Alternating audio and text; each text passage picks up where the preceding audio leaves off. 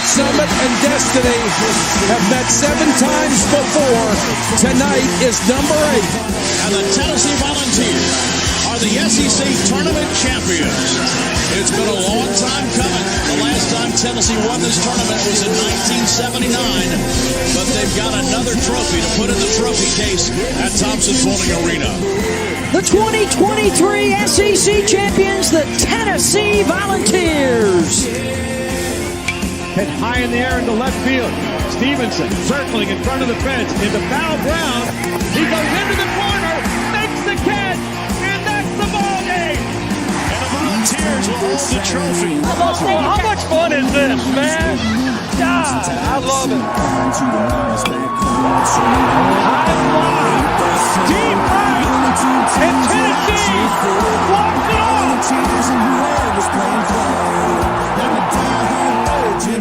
The 2-2 to Denton. Well hit, deep left field, it is gone! For the win for the Volunteers. From 40. On the way, a knuckleball. He got it! How much fun is this? Man, Rocky Top, this is college football at its absolute best.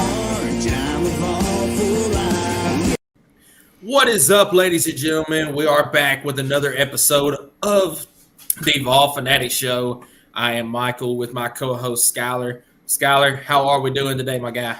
We're doing fantastic, mostly because we did exactly what we needed to do, my boy. And with that being said, we had another great week, another day above dirt, and that's all we can ask for. Absolutely. So we're not going to waste any time today. We have got a lot going on today, got some fantastic news. And before we get into that, Skylar, will you give a shout out to our official show sponsor? That's right. For you guys that don't know, Chris Smith Insurance is our official sponsor of the Vol Fanatic Show. As a homeowner, Chris Smith was once let down by an insurance company, so he decided to start one of his own, where instead of feeling like a big company is always fighting against you, you'll know that your agent is fighting for you. All insurance is not equal. Trust Chris Smith Insurance Agency. Call 865-272-3387. Guys, honestly, insurance is going up everywhere. If you don't have a relationship with your agent, give this guy a call. Get to know him. Stop in his office, whatever. He's located in Oak Ridge, Tennessee. You will not be disappointed. Thank you once again, Chris Smith, for all you do and for supporting us. And we hope to get to shout out your name many months down the road. Michael, we got a big one to talk about today. We do have a big one. We got a couple big ones to talk about today. But first, we got some exciting news. Michael, I think you want to? Do you want to? I'll do it, man. Let's do it. So those, especially those that have been tuned in from the beginning, but also the new viewers as well, we kind of split our episode into 3 segments. For Don't Connect. No, I'm joking. That's not how we did it. Well, we might have done it that way. So, I mean. We knew, bro. Yeah, we knew it was coming. But anyway, we did split it for our – yeah. So, we split our show into 3 segments and try to get our content out that way. It just makes it easier to view that way. Had a lot of feedback on that. So, we have a sponsor for each of our 3 segments now as well. And we're going to get started with our first sponsor for the first segment of the show. It is Jeff Mole with Optimal Asbestos Services, your trusted environmental consulting firm in Knoxville, Tennessee. State licensed and insured. We specialize in asbestos air quality management for commercial buildings and homes. Give Jeff a call at 865-223-3297 or on the web, optimalasbestosservices.com. Jeff, we appreciate you being our first segment sponsor on the show. And as I mentioned, we have 2 more sponsors to come in this show. So thank y'all very much for that. And without further ado, let's get into this first segment. We have some basketball to talk about. We'll start off with the women. All right. I guess we can start out with the women. That's fine. So as y'all know, last week we were on air while they were playing against who was it? LSU. They were losing that one. We kind of felt like we knew they were going to lose that one towards the end of the show, as They made a comeback, but unfortunately couldn't get over the hump. But a big hard-fought win, which on this loss unfortunately kind of made it a must-win situation for the midweek. But what are your first initial reaction, to the Lady Vols? Kelly Harper, obviously, every time they lose, that conversation gets kind of blown out there. But what are your thoughts? Tough fight, but once again in the fourth quarter just came up short. I don't want that to be a trend, but it kind of seems to be one lately. Yeah, just looking at the box score of it, I mean, it's the second quarter, it's the fourth quarter. Against Tennessee, you mentioned, made a run in the third quarter and cut the lead down. It was 19-16 at the end of one. It was a 38-26 at halftime, and Tennessee cut the lead down. Let's see, it was 48 to 45. Am I right on that? I believe so. Yeah, 48-45 at the end of three. But LSU scored 27 fourth quarter points to come out with the 75-60 victory. I think it come down to, you got behind in that first half, which has been a trend for the Lady Vols this season. You use so much energy in that third quarter to come back that you didn't have enough down the stretch to kind of pull things out. Well, I thought they had a great game plan going in and kind of shutting down Angel Reese, but unfortunately, when you shut down one, that kind of leaves somebody else open. And for LSU, that was Haley Van Lith. I don't know how to say her last name. It's either Lith or Leith. I can't remember. It could be Leith, but she just had a baller of a game, dropping 26 points, going 50% from the field and 4 or 5 from the 3-point line. That's something that you got to account for when if you double team or whatever their best player, it's going to leave somebody else open, and we just could not adjust to that. And credit to LSU for adapting and finding a way and winning a really big game. Yeah, absolutely. That was big for LSU, who holds the second place spot in the conference. They're a game ahead of Ole Miss right now. Tennessee sitting at fourth in the conference right now. They're hoping to hold that spot as right now the ball game is just about to finish up as Tennessee is facing off against South Carolina right now, and South Carolina is dribbling the clock out. Never mind, it was a foul, but still 10 seconds left. Tennessee down 75-68, so they will take the loss today, unfortunately. And we're hoping for Alabama to get beat later in the day. That would give Tennessee the fourth place spot in the SEC tournament. I was going to say there's still a chance because the second game, let's go ahead and talk about it, against A&M in the midweek. The Lady Vols were kind of in a must-win situation. There it is. Boom. The Lady Vols are in a must-win situation because if they wouldn't have won this game, they would have finished the season losing 4 of their final 5. With this win, they only lose 3 of their final 5. That's still not great, but when you play South Carolina twice in those 5 games, I'm not saying it's a guaranteed loss because the Lady Vols played very, very tough against South Carolina in both games. But, South Carolina is the only Division I team, men or women's, undefeated. So you just kind of take that with a grain of salt, and then, that tough loss against LSU, 13th ranked team in the country. They still have a chance to lock up the double bye in the tournament or just a bye. I can't remember how the layout works out, but to be a top 4 team in the seeding. Yeah, top 4 teams get a double bye in the tournament, it's huge. That's massive. That just tells you where our mindset is about the Lady Vols and how it should be. I'm not taking anything away from it. But, we're 4th place in the conference if Alabama can lose because I guess there's a tiebreaker there.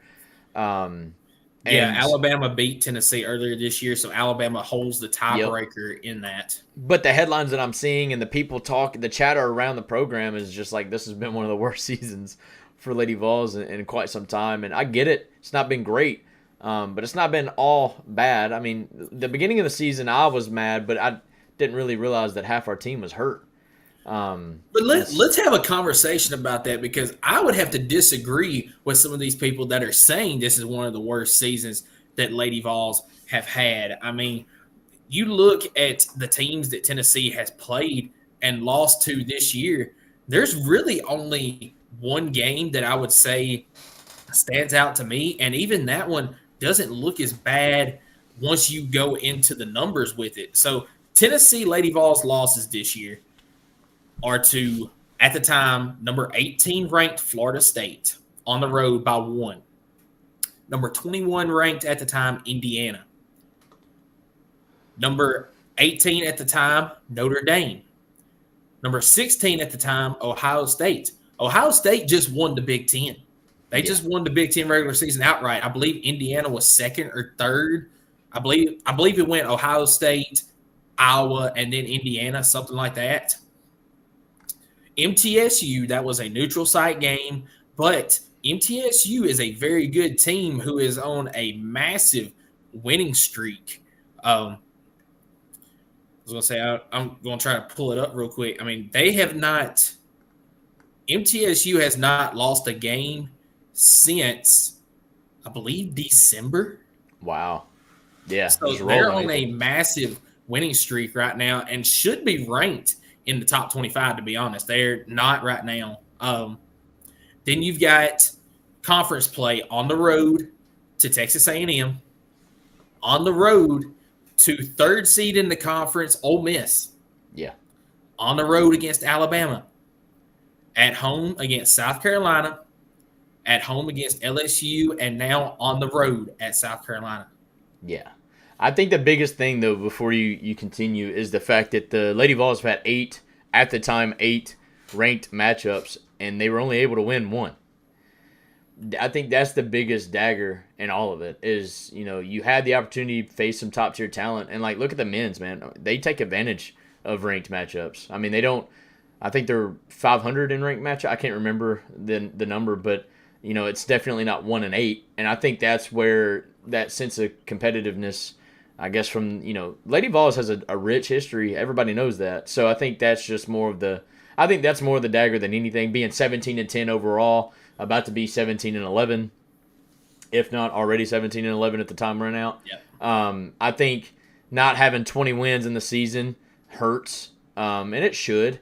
But I really, as a fan, I don't want to see us go in and just start firing coaches because they're not perfecting everything. I just think that creates a bad culture within the athletic program that I'm not ready to see, just because, to be quite frank, even though the Lady Vols haven't had that great season, they're still relevant and they're still in the conversation. And every sport, it seems like, at Tennessee right now is.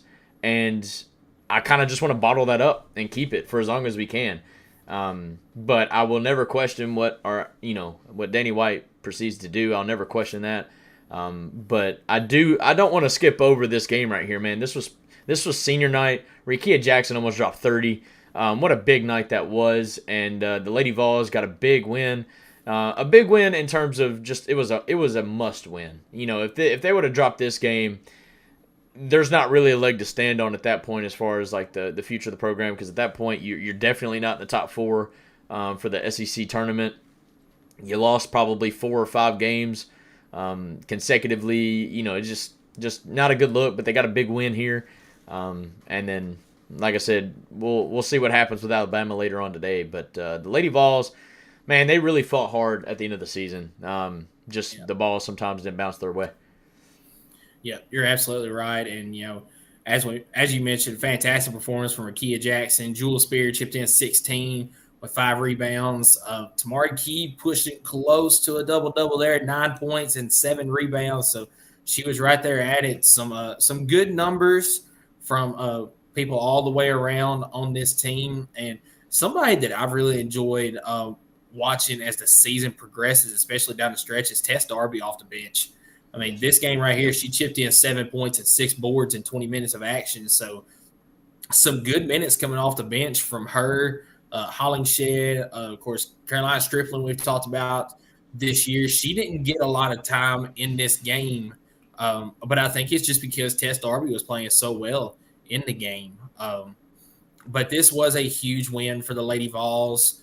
And SEC tournament starts this week, I believe, for the ladies. It does. A week before the men's.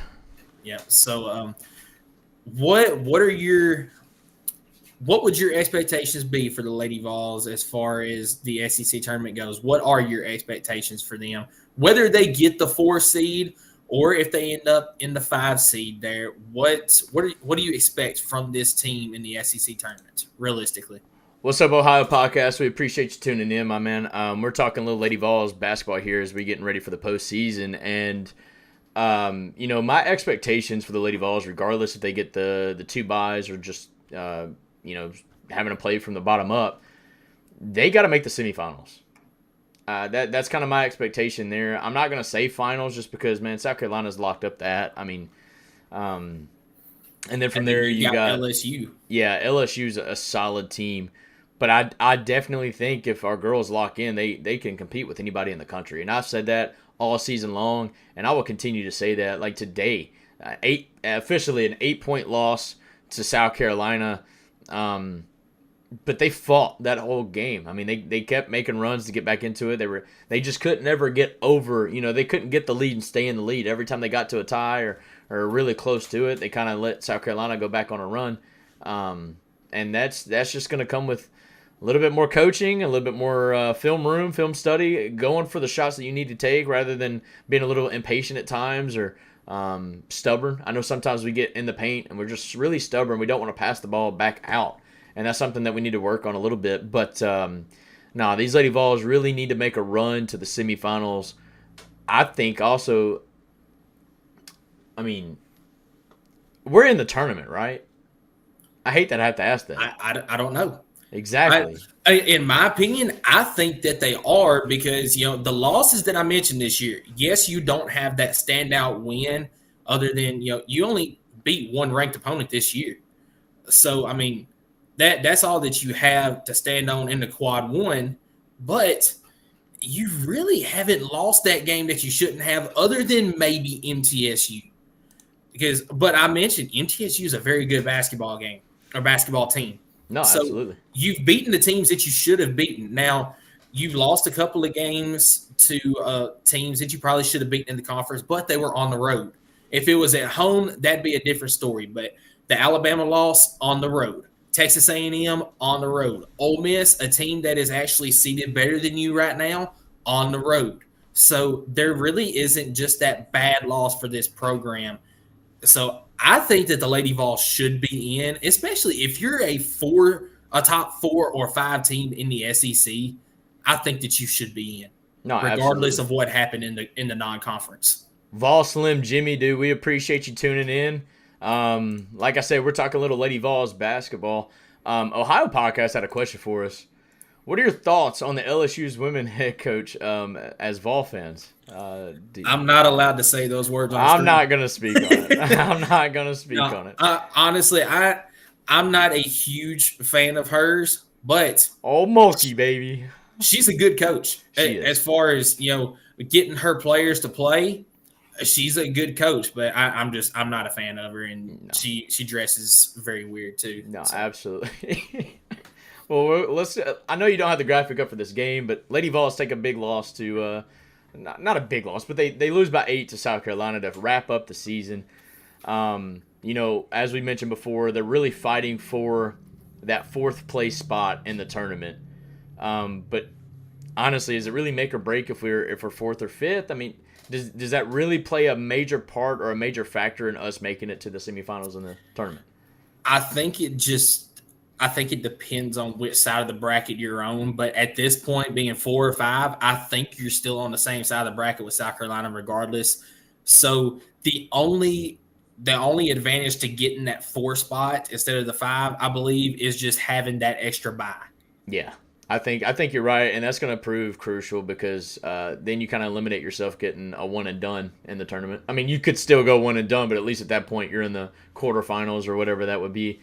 But yeah, if we're on the same side of bracket as South Carolina, then semifinals will almost be the highest you could go unless the ladies can pull out a miracle. Which again, if they play the top of their game, I think they could. But I will also throw this out. I'll also throw this out. So. SEC tournament is neutral site. Tennessee just played South Carolina on South Carolina's home court to an 8-point loss, and it's the second time Tennessee has played close. Does Tennessee have the magic to maybe pull off an SEC tournament upset if they meet South Carolina.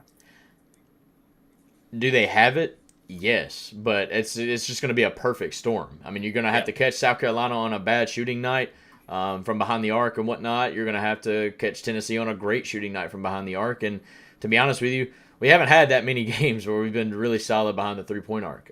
So we're going to need to see a little bit of something that we haven't seen.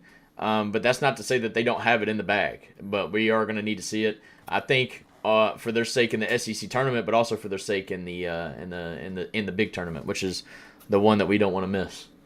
Yep, absolutely. So, do you have any other thoughts on the Lady Vols? No, man, I really want to talk about some men's basketball. I really want to talk about it. Well, let's get into it then. Let's get into the first game of the week. Tennessee knocks off Auburn in Food City Center 92-84. What are some of your thoughts on this game, Skylar? You know, honestly, this was a game that, you know, a lot of fans could have absolutely been overlooking just because they knew the matchup that was coming that yesterday. Yep. But this was a game that Tennessee wasn't overlooking, and they came and brought it.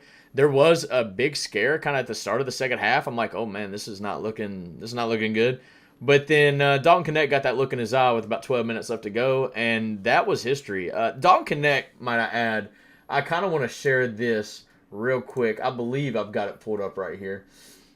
I do not have it pulled up here. But Dalton Connect outscored. Oh, I do have it. All right, I'm going to show this on stream. Yeah. Dalton Connect outscored the whole team of Auburn in the final 12 minutes, 25 to, I believe it was like 21. Yeah, it was either 21 or 22, something like that. You talk about just taking over the game. By the way, this is by Vol Scoops on Instagram, so I want to make sure he gets a shout out. But no, that is just you talking about taking over a game. You talk about an offense that knew he was hot, and it's like every offensive possession, Dalton Connect had the ball at some point. There might have been a picture out there somewhere where Dalton Connect was so hot they tried to triple team him. And what are we doing, Auburn? Like, I mean, I get it. The man's hard to stop, but you can't triple team somebody. Because as soon as that happened, he found the open player. That's something that he's done a whole lot better. Yeah, he's done a whole lot better since the beginning of the season. He's finding that open player whenever they double team and triple team him. And, you know, I just got to throw out something that I put on Twitter earlier this week. I said, you know, I'm not comparing Dalton Connect to Kobe Bryant or Michael Jordan by any means saying this, but the way that Dalton Connect can just flip a switch and all of a sudden he's locked in, it's like the old Phil Jackson talking to the team in the huddle, give the ball to Dalton and get the hell out of the way. Exactly. That's what it is, and that's exactly what Dalton did the other night. All right, so Ohio Podcast, we appreciate you tuning in. He's got a pretty good question here for us. Who are your March Madness number 1 seeds in the bracket as of right now? That's the key, as of right now. It is Houston, my number 1 overall 100% seed. had the same thing. Yep. Purdue, number 2. Same thing. Yep. UConn, number 3. And Tennessee, number 4. That's the only right answer, right? With Marquette losing, you had was it Arizona? Who was the number 7 seed? Yeah, they lost as well Saturday. I think that's the only right answer as of right now. North Carolina, I feel like is there, but as long as Tennessee takes care of business to finish out the year, and I still think, by the way, we can lose one of the final 2 and still be a number 1 seed. I think you're right, and honestly, you know, I think those top 3 seeds that we mentioned, they are locks for a 1 seed. Yeah, we're the only one that's kind of got to fight for it a little bit more. So here's my question then: do you think that Tennessee could move up from the 4th number 1 seed at this point, or are they just kind of stuck in that 4th spot? No, they could absolutely move up to the 3 number 1 seed. I think the top 2 were pretty much locks, and I think UConn is a lock number 1 seed, but they could be the 4th. And the reason why I say that is, dude, if Tennessee does the unthinkable, and which I said was completely unrealistic, and that is win the final 2 games of the season and then turn around and win the SEC championship tournament, There's no way they're the fourth number one seed. I think at that point they have to be. Now, I guess this is also kind of it kind of depends on what the other teams do. But I think at that point, Tennessee's not on the line at that point, or I think they're safely in. I think they might be the third best team in the country. You disagree, or you right along with that? I think you're right on that. I think you hit the nail on the head with that. Now, I don't see a way that Tennessee can move up to that 1 or 2 number one seeds. No way. But I think that you can hop over UConn there depending on how the end of the season goes. So absolutely, I think Tennessee could move up, but you could also move back. I think at this point, absolutely, you have made a good enough case to keep that number one seed, but you got to keep it going here. 100%. Well, I mean, we always, like I said last week, if Tennessee could go 2-0 against Auburn, Alabama, I didn't care what they did the final week. I put my shoe in my mouth a little bit because I didn't realize that the other teams were going to keep freaking winning. Tennessee has to win the midweek, and let's talk about the Alabama game before we get way up ahead. I was going to say, because I've got the SEC standings pulled up or over here on the side, so let's talk about the Alabama game. But we got to talk about beating Bama again when they had all the stars out. You had Justin Thomas, you had Nick Saban, you had all these guys out there. Just to watch them lose. That was great. Oh, did you see the video, by the way? Did you see the video where they were practicing for a court storming? I did see that. I was like, what are we doing? That is hilarious. Especially after Nate Oates came out all week, was like, we don't storm the court. We expect to win big games. Yeah, buddy, you tell your fans that. Yeah. Or actually, worry about winning the game first. And then, I don't know. Tennessee, man, this is a game that I honestly didn't think we were going to pull out. And I think you didn't think we were going to pull out. This is the game that I said Tennessee was going to lose in this stretch. I had them going 3-1. This game was the loss. I had wins over Auburn, Carolina, and Kentucky. Yeah. I will take a win all day, though. No, I will take a win, and I'll take a win in the way that we got this win. Yes, absolutely. There's so much talk about, and I've even been a victim of saying, man, without Dalton Connect, I don't even know if we're ranked right now. And then you have Dalton Connect have a very, very quiet night at 13 points. I think he had like 4 assists or something like that. But then you had Zakai Ziegler, Jeremiah Mashack. Ohio Podcast comes in and says, my dream championship game would be Tennessee versus Purdue for personal reasons. I know a couple good pods from those schools. My guy, is that a slight shout out to us, bro? I appreciate you, my guy. Hey, I've been calling for that national championship all week. So, well, it would be a hell of a rematch. All right, excuse my language, but that game actually was played at the beginning of the year, and we got bullied by Zach Edey. But I think Jonas Adu has grown up since then.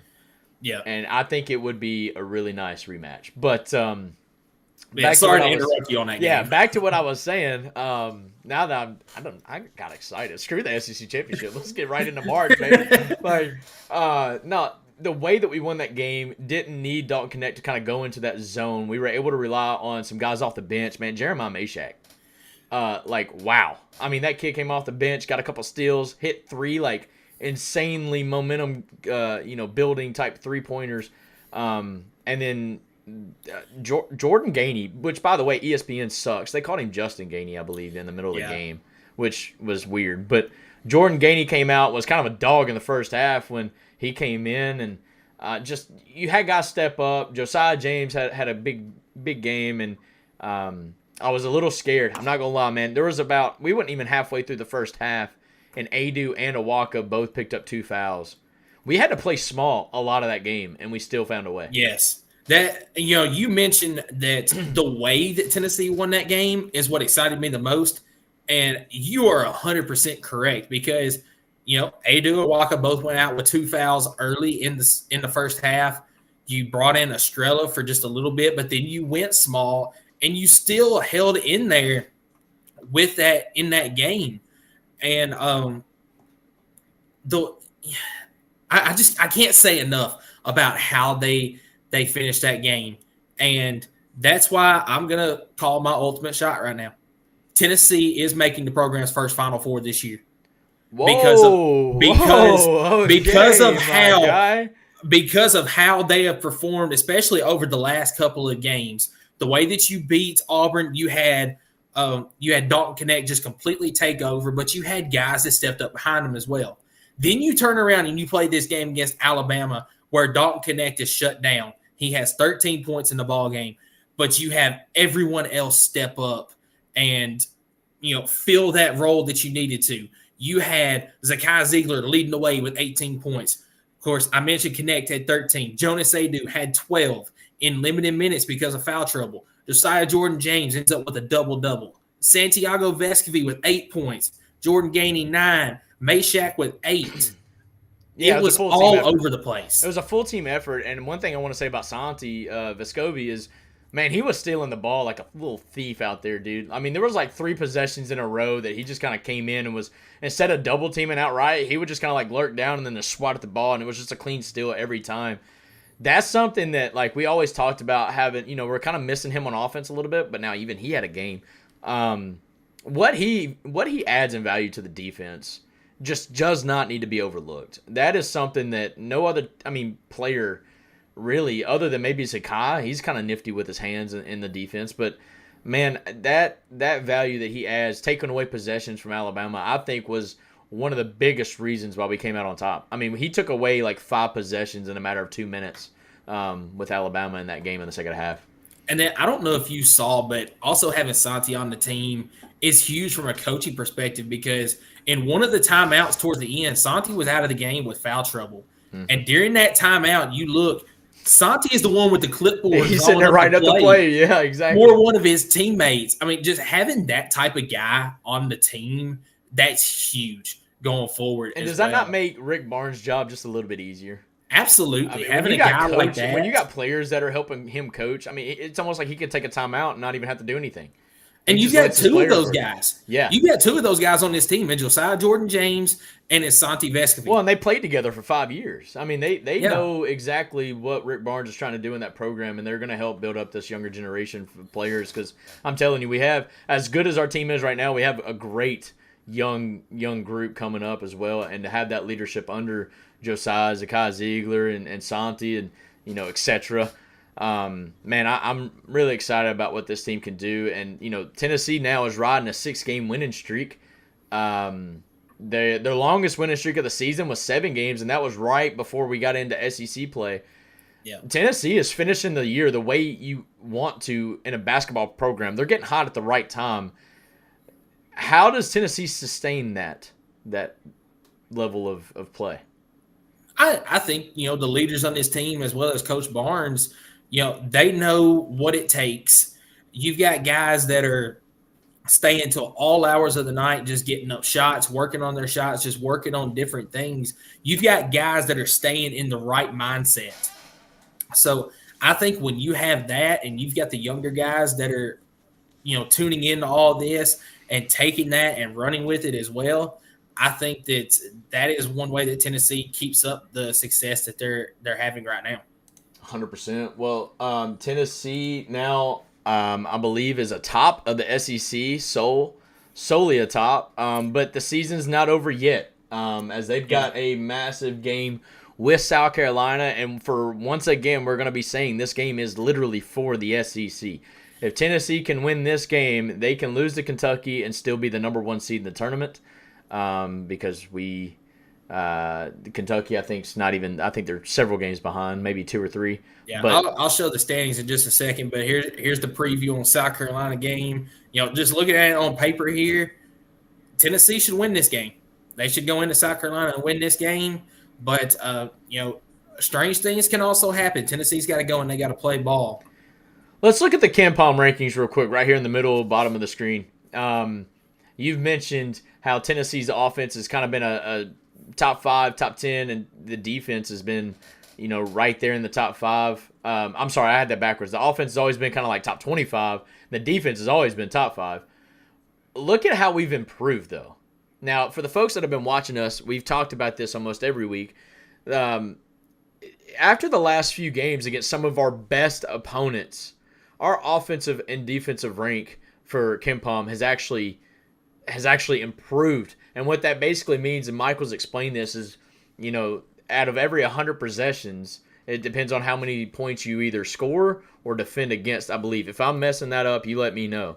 No, you're right. But Tennessee is in the top 20 now in offense and top 3 in defense. That, I think, is what makes Tennessee so much more dangerous than a team like Kentucky or Alabama, who may be number 1 in offense, but they're like 90th in defense. They have a really tough time trying to stop the opposing team, so it really doesn't matter at that point how many points you score if you can't stop the other team from doing the same thing. Yeah, so I mentioned it earlier this year, and I was slightly wrong with my numbers there, and I don't remember how many years this goes back, but the past, long list of national champions have had a top 40 offense in Ken Palm and a top 25 defense. I said earlier that it was top 25 for both, but it's a top 40 offense and a top 25 defense. They have to have both. Tennessee falls in this category. And another reason why I think we were talking about the number 1 seeds and how Tennessee's not necessarily locked in, but they do have a chance to improve, is that exact graphic right there of the Ken Palm rankings and what we bring to the table, and as well as our schedule. We may not have the best record in Division I basketball, but you look at who we've played, and it's funny, our boys seem to bring it against the tougher competition, and then we kind of give up one against a weaker foe. But no, I think that, along with the Ken Palm rankings, gives Tennessee all the ammunition they need to kind of build a case for being the 3rd best team in the country and that 3rd number 1 seed. But they got to take care of business finishing out the year. Because if we don't win the SEC, then the number 1 seed could actually be away from us. We'd be the higher number 2 seed. But honestly, one thing I'm confident in is I feel like these boys can kind of play with anybody. You want Absolutely. the number 1 seed because you want to say that you were a number 1 seed. But honestly, I don't think I care for a number 1 or a number 2.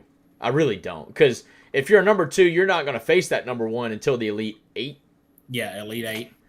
And like I said, I really, truly believe that at this point, it doesn't necessarily matter as far as our potential to make it to the Final Four. But I would like the boys to keep it going and finish out the year strong because, man, they are on a special run right now. They are. And, I want to pull up. This was last week's rankings or the SEC standings. And you look going into the week, you had a tie for 1st, a tie for 3rd, a tie for 5th, and then you have Mississippi State sitting out here 1 game back in 7th. We've added a team to the standings this week. Now, Mississippi State and this other team do not have a chance to get the top spot. No. But you look But you're looking for that race. top 4, that bye week in the tournament, though. Look at how tight this race is here at the end. So here you go. You got Tennessee sitting in the top spot of the SEC right now. You've got Carolina and Alabama sitting at a tie for 2nd. Now, Tennessee would hold the tiebreaker over Alabama because they've beaten them twice head-to-head. South Carolina has beaten you. So if South Carolina wins on Wednesday night, South Carolina would be your SEC champion this year, which is why Tennessee has got to take care of business Wednesday night. Yeah, see, I don't want to get Gamecock fans too big of a head here, but I am going to say, and I'm going to give them a little bit of a shout-out, I feel like South Carolina for the majority of the season has been vastly underrated. You look at who they played, and yeah, they may have dropped a SEC game here and there that was kind of frustrating, but they have a really good record for one at 24-5, and they have beaten us along the way, and I think they've even gotten a win over Kentucky as well. I can't remember exactly, but I know they went on a tear there for a while. It was Kentucky because I remember going on live with Jay Hayes where we didn't pick on him about it, but we were like, man, that was a tough week. You didn't expect to lose to South Carolina, and then turn around and we lost to South Carolina the very next weekend. So they've beaten some very good competition on the way to a 24-5 record, 12-4 in the SEC. I think they were ranked 18th. I do expect them to kind of get a bump in the standings before Tennessee and South Carolina. It could be a top 15 matchup once again for Tennessee, but I'll let you keep going. Yeah, it could be. But let me also pull this up. You mentioned South Carolina been underrated this year. This is why. They've only played 6 quad 1 opponents so far. And granted, they're 3-3 in that. They're 500 in them. Yeah. Now, quad 2, they're 7-0. But look at this quad 3 right here. This is big quad 3 losses. That's big. going forward. I don't know who those opponents were necessarily, but that's why South Carolina has been underrated in this quad 4 right here. That means you've played some pretty bad teams, and granted, you've won them, but you haven't challenged yourself like Tennessee has or like Kentucky has. Kentucky has played 10 quad 1 games. They've played 4 quad 2 games. They do have a quad 3 loss as well. But, you don't see the big number in that quad 4 like you did for Carolina. That's why they have been a little bit underrated this year. But they've also taken care of business when they've needed to against those higher opponents. But you've got Auburn and Kentucky both sitting here at a tie for 4th. And, Tennessee, they play Kentucky this week. Auburn has got a really easy stretch these last 2 games. I can't remember off the top of my head who they play in the final 2 games, but Tennessee was their toughest opponent down the stretch. And looking back here towards the end, at a tie for 6th, you've got LSU, who is on a hot streak right now. And they have come up. They're in a tie now with Mississippi State for 6th place. So top half of the conference, it's anybody's game going forward. But Tennessee, all they have to do is just take care of business. Yeah. And to your point, Auburn, they close out the season with Missouri and Georgia. So you're talking 0-15, 0-16 team in Missouri now, which they do fight hard, and they could give Auburn a run for their money because, like I'm telling you, Missouri they might be winless in the SEC, but I swear they give everybody a scare. They give everybody a heart attack. But they've just had some really unfortunate luck this year, not been able to get a win, and maybe they slip up or get a big win over Auburn. But if you're Auburn, you couldn't ask for better, into the year, and just they got to do what they need to do to win out and hope for the best. Now, for Auburn to win the SEC, I don't know if that's even in the cards. I think with Tennessee, it's literally only between Alabama and South Carolina at this point, and it's really only Alabama's only included in that if we lose the final 2 games of the year, which that's why I mentioned that I do actually care about how we finish the year now. Because I said if we went 2-0, I thought in my mind, I was thinking we could lose the final 2 and we'd be fine. But no, I mean, we really need to win this game over South Carolina. And then at that point, Kentucky's a big game because we hate Kentucky. But at that point, we've clinched the number 1 seed in the SEC, and I think that's all you can ask for a fan. Yep, absolutely. But once again, I'm going to reiterate, I've called my shot. Tennessee, because of how they have played lately, how they have looked, and the different lineups that they've gone in with and been able to have success with, Tennessee will make the program's first Final Four this year. I'm not calling a national championship. I'm calling a Final Four. Well, my bracket's going to call a national championship, but we're going to talk about that another day. Let me bring you, I guess, this final question before we move on to segment 2, because we spent a lot of time on the segment. We've asked, 8-9 bid team, league 8-9. Are we at 7-8? What is your thoughts on getting into the tournament? Is there a team that's on the bubble and it really depends on how they do in the tournament, or just what's your thoughts on that? I think we're at 7. I think that Texas A&M has played their way out of a position. Ole Miss, maybe. But I don't think so. I think those 2 teams are both out at this point, but they're sitting on the bubble still right now. You're at 7 teams in the tournament. I know LSU is playing hot, but the way that they started off the year has got them probably in the NIT for this season. So I think they're at 8 and possibly 9. You still think that? I think that. I think obviously you've got Tennessee, South Carolina, Alabama, Auburn, Kentucky, Florida. I do think Florida's in. Oh, Florida's in, and so is Mississippi State at this point. Yeah, so that's your 7 that you're calling, right? Yes. I could see an argument for Ole Miss. I really could. That's the one team I think that I can see an argument for is Ole Miss, but they got to finish strong. I was going to say my last one's LSU because of the big win over Kentucky. They had another I think they might even beat Alabama.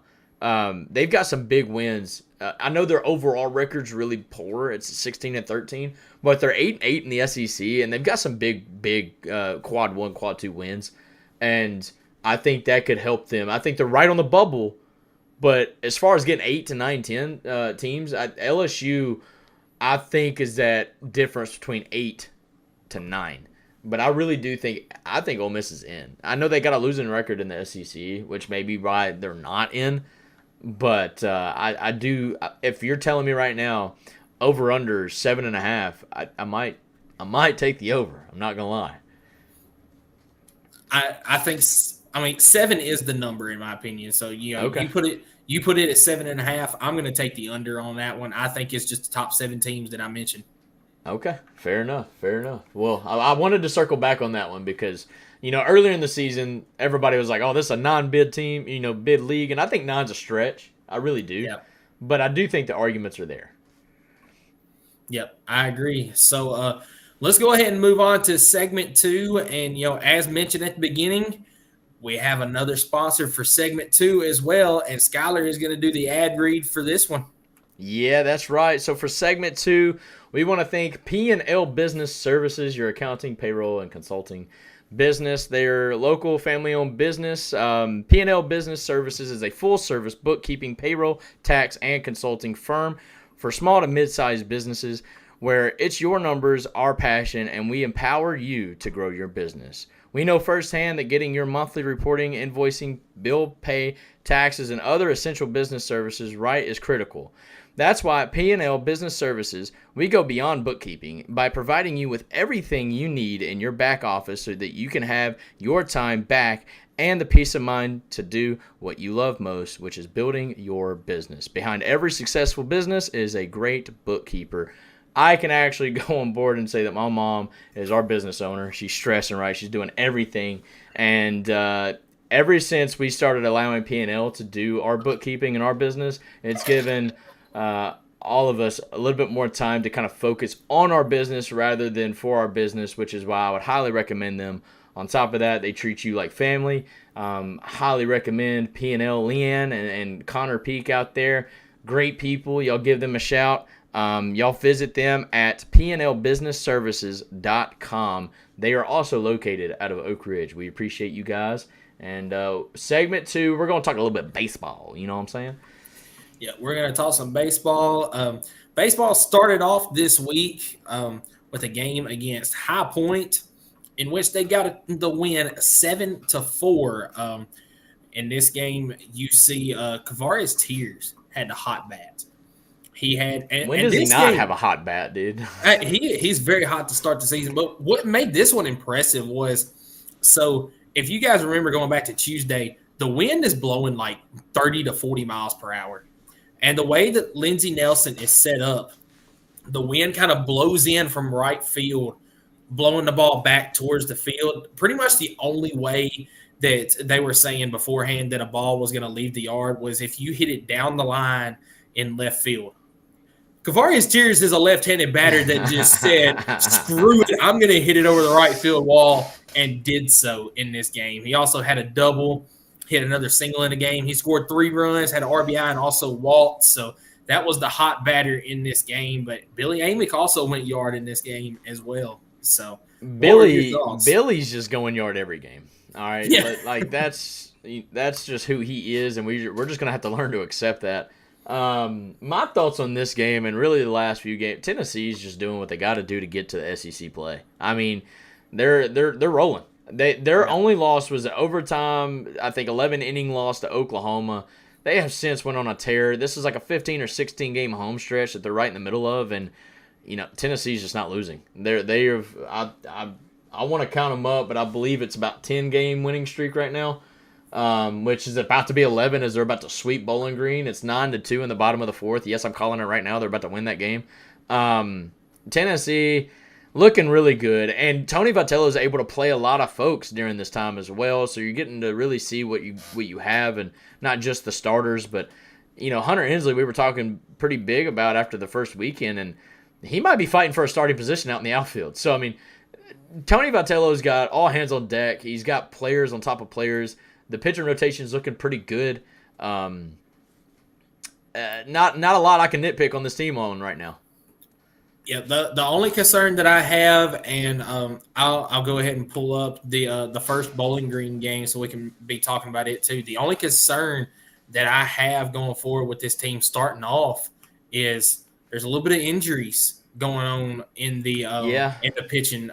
AJ Russell did not play this past week. This would have been his night to pitch this game that we're showing right here. He left the game last weekend against Albany with some soreness in his side. So I haven't heard how serious that injury is. I think it might just be precaution, trying to save him a little bit. Because according to Eric Kane, it's nothing serious. This is just they sat him because they don't need him type of thing. If it was a SEC matchup, I would assume that he would have gone. But I do believe because they have the time to do it, I think they're resting him to get him 100% healthy before we begin SEC play.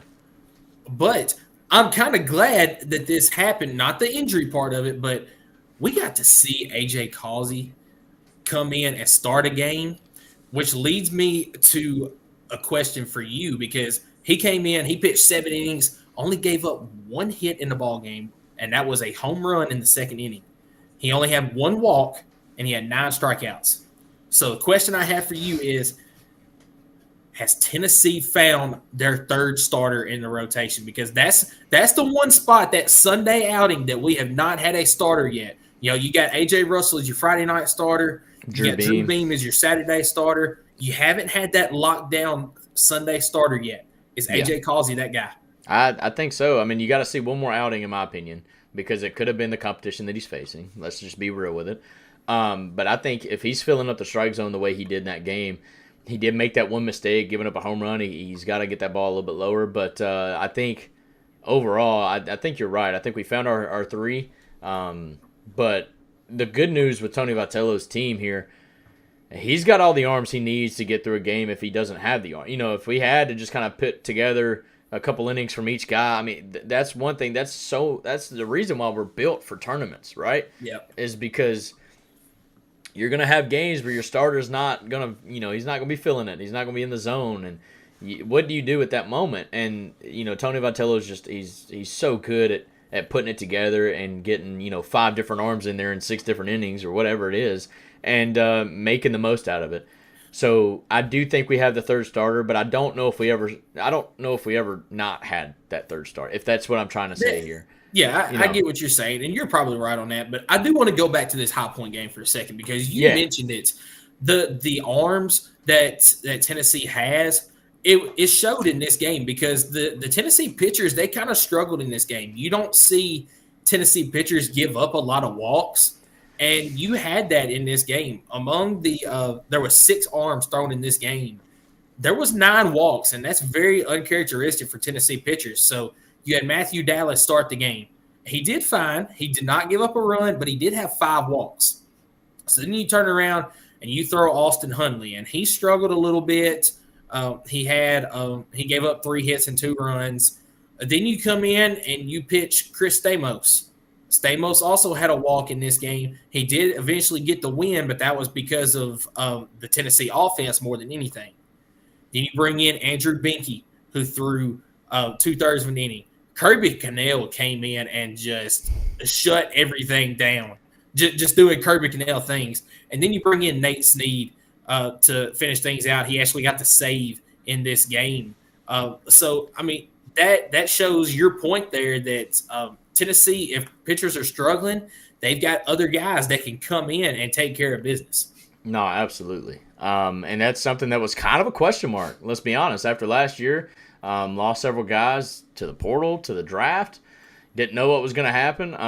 But I think they found their way. And like I said, Tennessee's just rolling right now. I mean, look at Bowling Green. This is going to be one of the easiest series, I think, under Tennessee that they've ever played. I think they won the first game 12-1, the second one 11-1 or something like that. Backwards. 11-1 the first one. Yeah, I'm so sorry. 11-1, then 12-1. And right now, in the bottom of the 4th, I could be a little bit behind, but they're up 9-2. Tennessee's rolling, which is what they got to do because, let's be honest, their next game after the series is a midweek against Kansas State. They better show up. And then at that point, we're pretty much in the thick of it because you got a series with Illinois right before we begin SEC play in a couple weeks. March 15th, I believe, is the opening game against Alabama. Yep. What a way to start the season. So Tennessee is kind of wrapping up their preseason, if you want to call it. How important is it to win out, by the way, to be whatever and one when they go to start SEC play? I think there's some importance to it, just to show that you're not messing around, that these games actually matter to your team. But at the same time, this is a time where you're trying to get as many arms in there as you can, get as many players in there as you can, just so you know who you have going forward to step up if something was to happen. We mentioned the injuries. I was going to say there was another guy in a game earlier this week, I believe, that's also left with an injury. That might have been Binky for Tennessee, but one of the pitchers left with an injury, and that's why he had a short outing. But the fact that Tennessee is just able to keep getting wins the way that they have been, keep the bats hot, keep the pitching going, while getting all these people in there, I think that says a lot to Tennessee going forward. So I won't say that there's a huge importance to being undefeated going into conference play, minus that Oklahoma loss. But I think that, it says a lot to your team if you go forward and don't lose until you play Alabama in opening weekend of SEC. Yeah, I think it's massive. I think if you can go in there with only one loss, not that it gives you some games to lose and but I mean, it really does, in my opinion.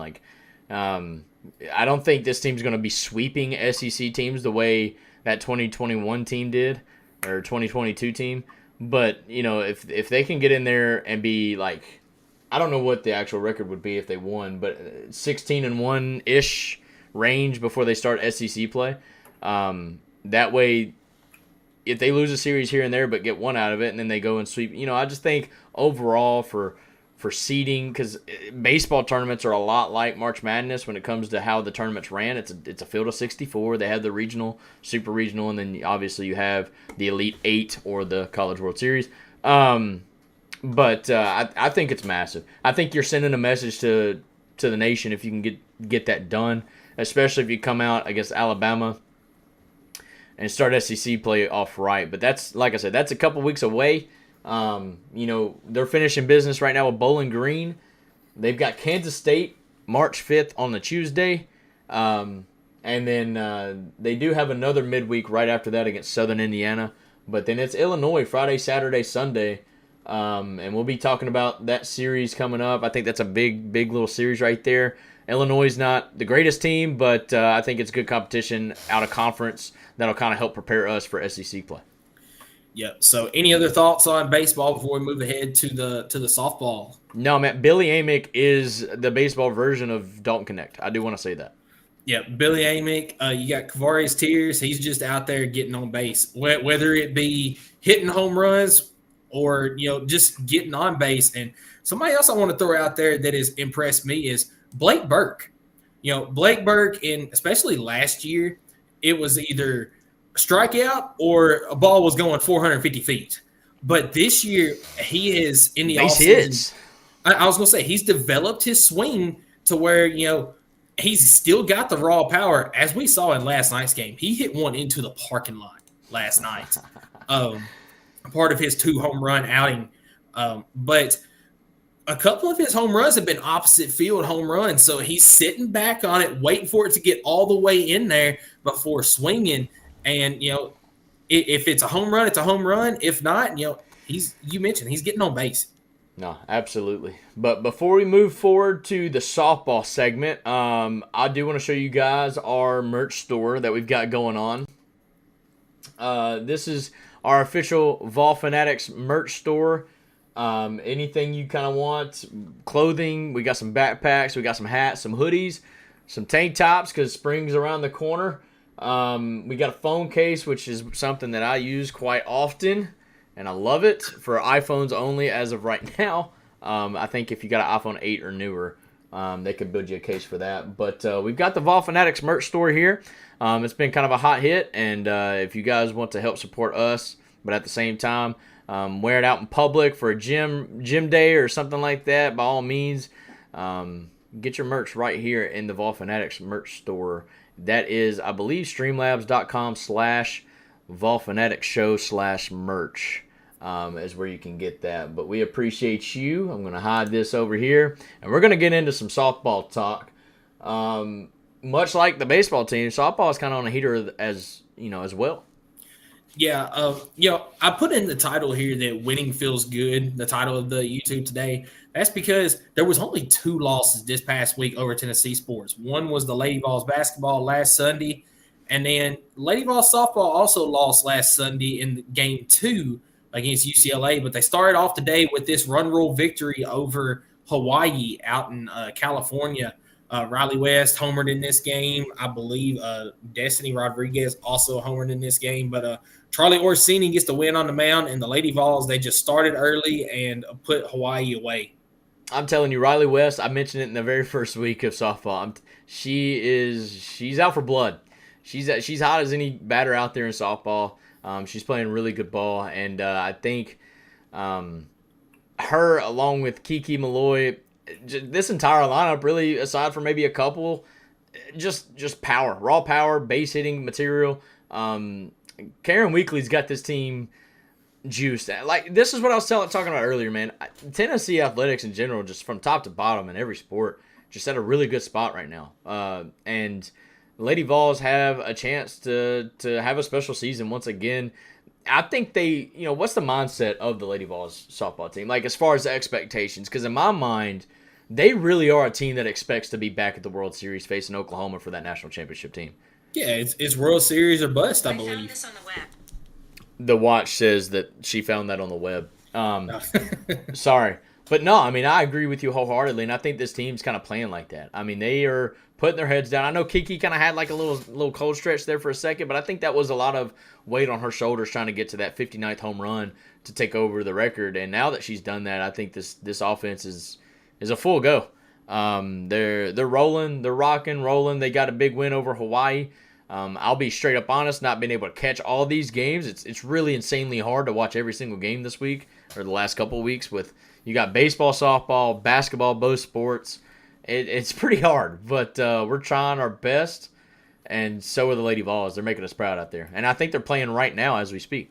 Yeah, they are. Last I looked, they were up 1-0 in this game. I'll give an update here in just a minute, but I was actually wrong. It was Zeta Pooney that also got a home run in this game, not Destiny Rodriguez. But let's move ahead because we got a few games we need to talk about for the Lady Vols. So this is the one blemish this week was UCLA in the second game of the doubleheader as Carlin Pickens kind of got roughed up a little bit in this game.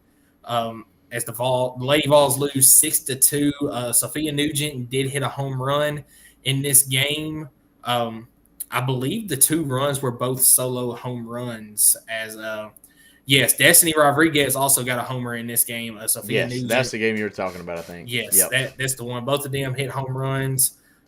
Kiki Malloy was also 2 for 4 in the game, but she did strike out twice. So UCLA is a very good opponent in this game. Or in college softball. And Tennessee was actually supposed to play them in the Florida Classic, but the game got rained out, so they were unable to play. So I really feel like that if Tennessee had played them down in Florida, whether they win or lose, I think that they get the best of them in this second one. But as it is, they only played one time, and UCLA did get the win. Yeah, I think that's something the Lady Vols has kind of been challenged with this season so far is the weather. They've had several different games now in different tournaments that have either got rain delayed or completely canceled. And so that's kind of an obstacle, right, as a team that you're kind of having to work around because they went at one point, like five days not playing a single game and then turn around and play 6 games in 2 days. That's that's hard to do sometimes. And hopefully the ladies now again the first 3 weekends of their schedule, I believe they were on the road all 3 weekends. I don't know if they've really had many midweek, or they've not had many home games other than the midweek games that they've had here lately. But this one that I just pulled up was their first home game of the season against Stetson. This is the Tennessee Classic this weekend, and you mentioned the rainouts. They were supposed to play yesterday. I'm sorry, they were supposed to play Friday, and because of the rain, it got rained out. And I put it on Facebook that the update games were canceled because of the rain, but baseball still played. And you were like, well, I figured that baseball would be canceled. Softball was. Well, baseball's got the turf field. So as long as the pitcher's mound doesn't get wet because it is still dirt, you can still play as long as it's just not a flood out there. But softball, of course, it is all dirt in the infield. So it's a little bit different. But they kept the schedule the same, just moved it back a day. So Lady Vols took on Stetson yesterday. One hit shutout from Carlin Pickens is, when she's on, man, she is on, dude. But she's on another level, dude. She's had a perfect game, and now a one-hit shutout in 5 innings. I as of right now, I don't know if there's a better pitcher. I don't know. She could be in for a lot of awards at the end of the season if she keeps it up. Oh, absolutely, she could be. We've got right here, Zeta Pooney was 1 for 3 on the day with a home run. That was a 3-run home run in the ball game. I believe there was also another home run. Yes, Kiki Malloy homered in this game as well. It was a solo shot. But Lady Vols, they've got girls that, they're getting on base. But, the ones that really make the highlights are the ones that hit these home runs, and there's a lot of them that hit home runs. I mentioned last week I was trying to figure out, Julia, how you say her last name. I actually looked it up on Tennessee Athletics. They've got a place where you can hear the translation because you got to do what you got to do. I absolutely butchered it. So I'm going to listen to it one more time. It's Julia Katsuyanopoulos. Katsuyanopoulos. There it is. Try to spell that for me. Not a chance. Not without looking at it. But Lady Vols, they get a run rule win against Stetson and then turn around in the doubleheader and run rule Brown as well, as Peyton Codshaw goes 2 1/3, gets the win in this one, and McKenna Gibson 2 for 3 with a home run and a double in this contest. Absolutely. Kiki Malloy with a triple.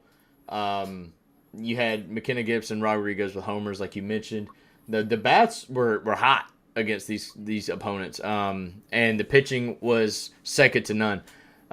We've got that 1-2 punch with Carlin Pickens and Peyton Gottschall, like we've always talked about, and we've got several more in the chamber as far as the bullpen goes. And much like the baseball team, our offense can kind of hang with anybody, especially when the pitching is as good as it is for both teams, to kind of make these games look really, really easy.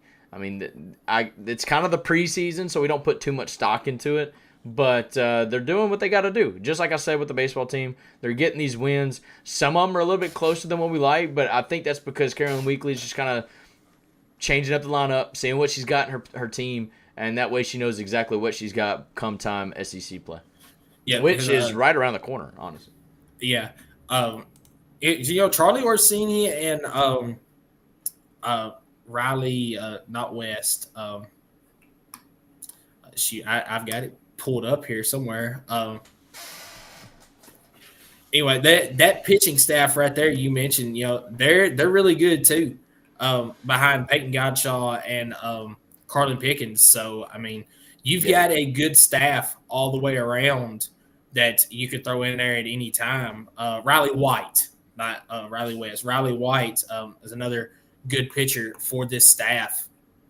And Lady Vols, we don't have it pulled up because the game was earlier this morning, but they did get a win this morning playing Stetson again, 3-2 in that ball game. And they're playing. It was pretty close like that. That's what I was kind of talking about. Sometimes they kind of squeak by. But this one right here, Rodriguez is hot. She got another home run in this one. Riley West had a double. And then you had RBIs by Rodriguez, West, and Zeta Pooney to get the big win. 3-2 over Stetson.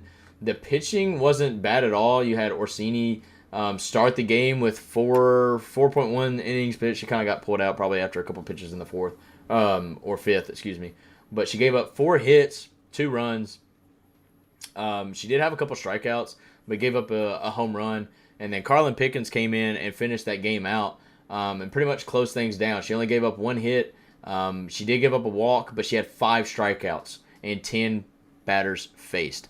So striking out half the competition of what she's seen. She came in, she shut it down. Again, in softball, you can have your pitchers come in after a game or so, or even in the same game, because they don't have those strict pitching restrictions like baseball, because softball is a lot less on the arm. It's a lot more of a natural motion, and they can pitch 150 pitches and turn around the exact same game and throw another 30 if they had to. That's just the way softball works. So got a big win. That was a gutsy win, but they do beat Stetson for the second time 3-2 to carry that momentum into. I think they play tomorrow as well from the rainout games. So yeah, so Tennessee plays in about an hour and a half, playing against Longwood this afternoon. Then they'll turn around and play Longwood again tomorrow at noon before facing off against Clemson. They got to go from Knoxville on tomorrow and go to Clemson, which isn't a terribly long trip. Nah, that's not terrible. But still a trip before having to play Clemson on Tuesday evening. Then don't play again until Friday. Get another little Tennessee Invitational next weekend. And got a couple of bigger games in that one we will talk about next week. So anything else on Tennessee softball or baseball before we move forward into the final segment? Hey, softball a little bit unlike baseball. They gotta get their ducks in a row, because they start out with some bangers in the SEC in a couple weeks. They begin SEC play the exact same week baseball does, which I thought softball was like baseball and was a week ahead.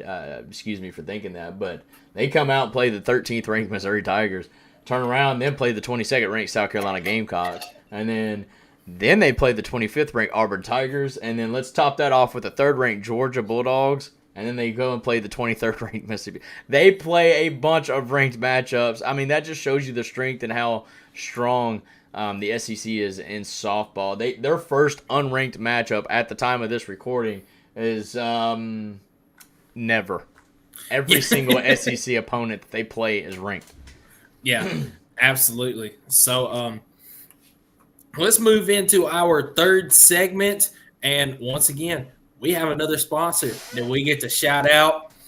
Our third and final segment sponsor is Kaizen Painting. Do you want a colorful life? Kaizen is a painting and drywall company that provides residential, commercial, exterior, and interior services. At Kaizen Painting, we understand the importance of a beautifully painted home and properly installed and repaired drywall. We're here to bring your vision to life. We care about providing you with a personalized, efficient, and quality service. If you live in Knoxville and surroundings, contact us for a free estimate, KaizenPainting.com. Color your life the Kaizen way. And Skylar, do you have a phone number for that? That was not on the ad. No, he would like folks to reach out to him on the website, I believe. Kaizen Painting. That works. Just look him up. Yep, absolutely. Guys, I appreciate y'all tuning in. We've got several watching on Facebook. We've got a few on the YouTube. And I'm not sure on the Twitter. Michael's got that locked down. But we're going to start talking a little bit about spring football, what we kind of expect. We're going to talk a little bit about the combine, which we had some players have days at the combine, and don't want that to get overlooked. But Michael, where do you kind of want to start off this thing, talking a little bit of football before we jump off for this afternoon? Well, before we get into football, I do have one quick shout out I want to talk about. So, did not realize this at first, but Tennessee has a club hockey team, and I do want to shout them out as the Tennessee Ice Balls. They are your 2024 College Hockey South champions, and they are getting ready to head this week to nationals in Westchester, Pennsylvania. But also want to I want to pull this up as well. They need a little bit of help because Tennessee hockey. It is a club. It is not part of one of the big sports at Tennessee. It is fully student run. So they have a GoFundMe set up to try to help with expenses to go to nationals. So if you do have a little bit of extra money, just go to their GoFundMe. There's a link here on Twitter. I can probably share that to Facebook as well. But they do have a GoFundMe set up to help with the expenses going to nationals. But congratulations to the Tennessee Ice Vols for being your 2024 College Hockey South champions. No, that's big, and I think a lot of that has to do with probably like Title IX, on why they're not like actually funded by the school. Yes, because there's not a women's hockey team, so they have to be a club team. I actually found that out this week. I'm glad you brought it up. I was listening to some Purdue guys that Eric from the Ohio podcast was talking about earlier. They also have got a club team that I believe is going to nationals too. Okay. But it's the same deal there. They don't have a women's hockey team, so it has to be a club sport because of Title IX. Well, and there's already got to be one less sport, where it's not a men's sport and a ladies sport, and the reason why is because football. Yes, you got football. There's no ladies football team, so they've got to have gymnastics or something like that to kind of make up for it. Whether it's a swimming team, I know Tennessee's big into rowing because of all the rivers around here. It makes it a little bit easier for them to have that.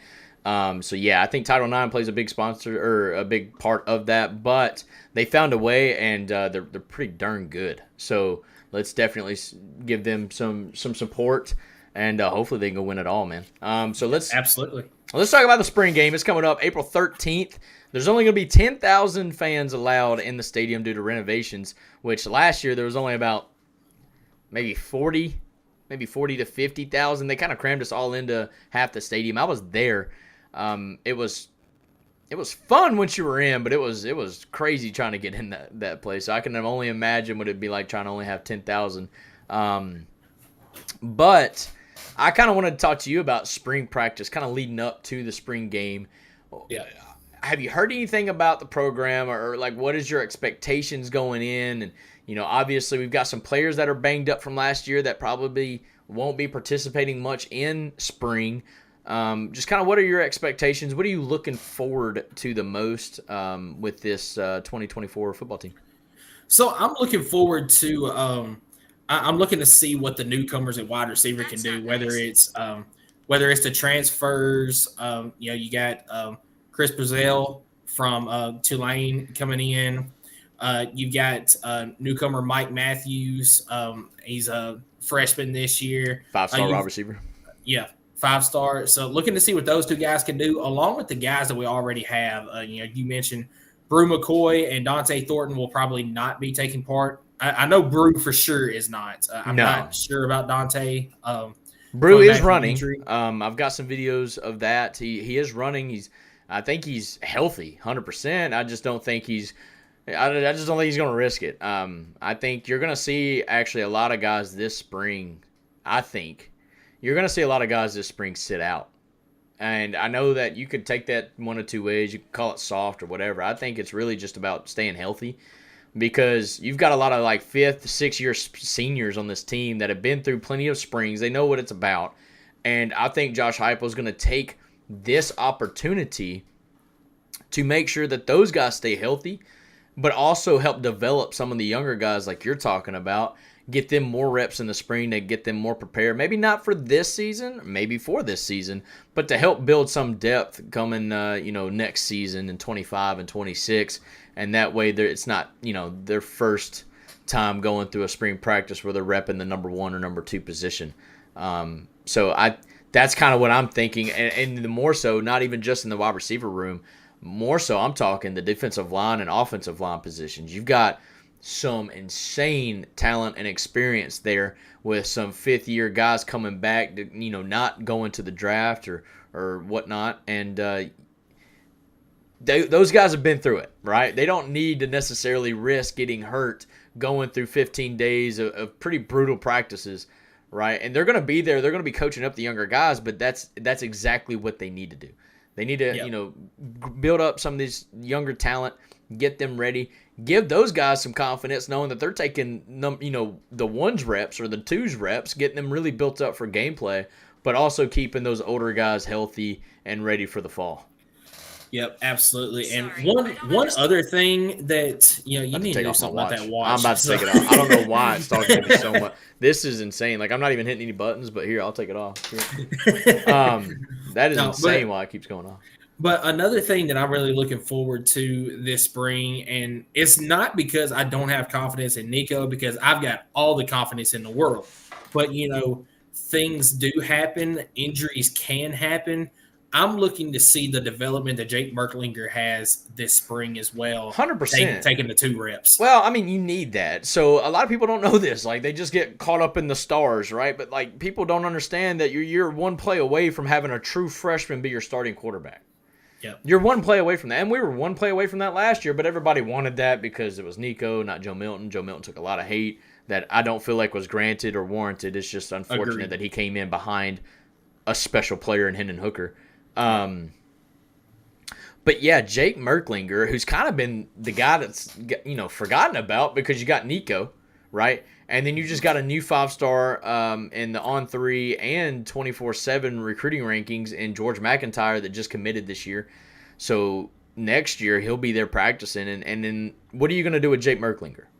Well, he's got to prove himself this year, and I think he can do that. I think the locker room is going to help him as well. I don't think one thing that Tennessee does very well is they've never had toxic locker rooms. Except Not with for Josh Heupel. Yeah, I was going to say, except for a guy with the last name of Jones. There's never really been a toxic locker room. And this something Josh Heupel does is he gets guys with great character. And so when Jake Merklinger comes in, he's going to be able to lead, immediately if he wants to, even knowing he's the number 2 guy. And the reason why I'm bringing that up is look at Dylan Sampson. Now, he's the lead guy this year, but he was the number 3 running back last year. By all accounts, he was the number 3 guy. But he quite possibly was the biggest vocal leader on this team throughout the entire season. And that just speaks to the maturity of our team and knowing that just because a guy isn't necessarily a starter doesn't mean that he can't be a leader of the team and lead by a good example. And Jake Merklinger is going to have to do that pretty early in his career. Yep, absolutely. But that's what I'm looking forward to a lot is just seeing his development because you mentioned that you're one play away from having a true freshman come in, and all that you have behind that right there is walk-ons. I mean, you've got a guy in Gaston Moore that he's experienced because he's been around Josh Heupel. I believe this is his 5th year with Josh Heupel between UCF and Tennessee, but he's just a walk-on. So, I mean, there's going to be a big drop-off if you do have to get to him. But, after Merklinger, you're going to a walk-on, whether it be Gaston Moore, whether it be Navy Schuler, whether it be any number of other walk-ons that are on this team. You only have 2 scholarship quarterbacks on your roster. Yeah, somebody misses out Lascolish, don't you? Got South Florida on your mind all the time, don't you? Hey, I expect big things from South Florida this year. Hey, they almost beat Nick Saban. I'll give them credit, No, I agree with you wholeheartedly, but I am excited about the wide receiver room. Squirrel White, I think's that guy that everybody kind of just thought was a speed back, but then you kind of seen some of the catches he made, especially against Alabama last year, that were just special. I mean, kind of showed you that he could play outside if he really wanted to, even though the kid's only 5'11". But he's like 180 pounds. He runs super fast. And I'm really excited about what he's going to be able to do in his junior year with Nico throwing the rock. And you mentioned Chris Braswell. You got Brew McCoy, who's going to be your lockdown outside guy. I think you're going to see kind of a little bit of a rotation in that slot spot, which kind of excites me. This team has kind of only played 3 wide receivers or maybe even 4 at times just because they've kind of had the way they run their offense. You can't really sub them out that much. But this year, I do think there's a potential, especially with Caleb Webb, Chaz Nimrod, you've got the potential to run 5, 6, 7 wide receivers during the course of a football game. Okay, I was going to ask you that. Do you think, depending on the development of some of these receivers, you have a rotation of receivers that you can bring in and out? as you mentioned, the way Tennessee runs their offense, it's hard to just sub in, during the middle of a drive unless you have, let's just say an incomplete pass. You can do some subbing there. But do you think that you can have, one group of receivers come in on one possession, then the next possession you can run a totally different group of receivers out there? Do you think we see that this year where, last season it was the same group of guys? Year before that, it was the same group of guys. You didn't have that rotation. Yeah. I don't know if it's necessarily per possession. I think what you're going to see a lot of is some big, deep routes. And if it's an incomplete or even if it's a big play, you're not going to want to run that same guy that just ran 40, 50 yards down the field and turn around and run another route. I know sometimes the head coach or the offensive coordinator, which is the head coach, will call a play where one side's dead. So, like, you'll see two wide receivers kind of like just take a step and then stop and watch the play, which I hate, but I understand why they're doing it. It's to let them catch their breath. So you'll either see some things like that, or if it's a deep shot 70 yards down the field and turn around and it's incomplete, you got to line back up on the ball. You're probably just going to have that guy run to the sideline and bring on a new wide receiver and come right back in. He's fresh and he's going to be ready to go. I think you're going to see more things like that more than like simply, first possession goes to this group, second possession goes to that group. I don't think it's going to be like that. I just think certain situations will present itself where a quick substitution is going to be more valuable than not subbing them all. Than keeping a guy out. Right, there exactly. Tired. So that's kind of what I think. But I think one of the most intriguing positions to watch this year for development and to find out like who's going to be the biggest impact player is the defensive back room. Thank you. That's the spot that I was about to hit next. Was the defensive back group. That's the one that I'm really intrigued about because you lost a lot of players from that defensive 100%. back group. One of which is at the combine right now tearing it up.